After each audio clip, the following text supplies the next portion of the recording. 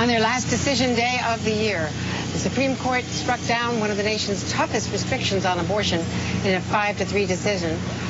Joining me now is Cecile Richards, the president of Planned Parenthood.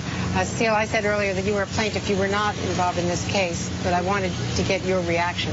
Sure. Well, thank you, Andrea. Look, this was a huge victory for women today, the women of Texas, but frankly, women all across the country.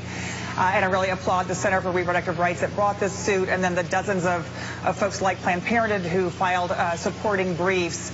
This case is huge. This 5-3 victory means that now women will be able to actually access safe and legal abortion in Texas, in areas of the state, and of course that doctors who have been prevented from providing medical care will finally be able to care for women again.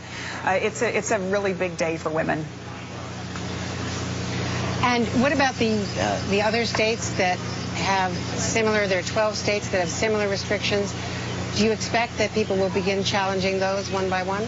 Absolutely. I mean, this is what this means now. I think the court has spoken decisively about that the laws have been passed in order that have nothing to do with women's health, but in fact have been passed just in order to make it more difficult for women to make their own decisions about their pregnancies.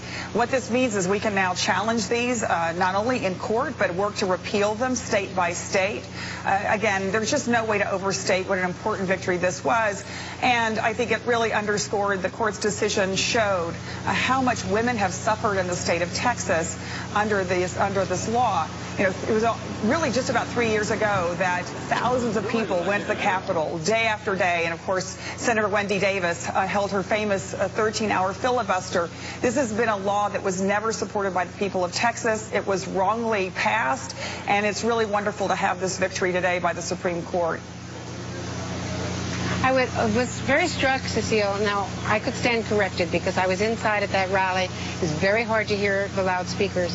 But you had two women on the stage, two powerful, supposedly progressive Democratic women, but I did not hear them talking about this ruling. I had been told that they were going to add that to the speech, but then it was pointed out to me by someone involved in that planning that Cincinnati is what they call a pro-life area, and that there are political drawbacks to talking about abortion rights with in this kind of community. Well, I've been following the case, so I didn't follow this most recent rally.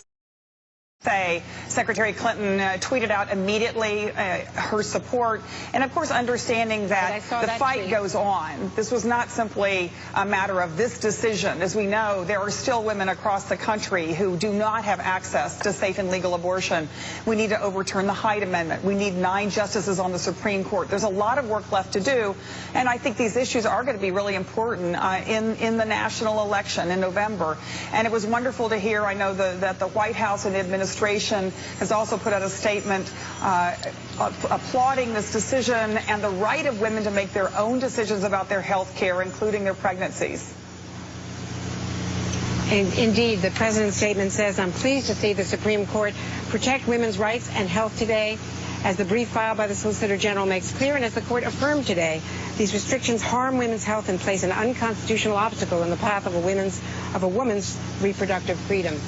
So clearly that is in part what the president had to say from the White House. At this point, does that take some of the emotion out of the political debate over the Supreme Court if abortion is at least for now off the table? Or as you point out, there's a lot of work from your perspective more to be done. There is a lot of work left to be done, and of course this is a country that believes that abortion should be a decision that's left up to a woman and her doctor, and firmly support that. And clearly when you have a candidate, Secretary Clinton, who is so strongly in support of women's health and rights, and on the other hand you have Donald Trump, who has said he would appoint justices who would overturn Roe versus Wade, this issue is going to continue to be important. It is going to be a defining issue for women voters in November. I think we're going to see a record gender gap in November, and this is going to be one of the main reasons, and the Planned Parenthood Action Fund as well as others will be making this an important point in the months to come. And the Clinton campaign is pointing out, I'm told, they did open with a brief statement on the abortion issue.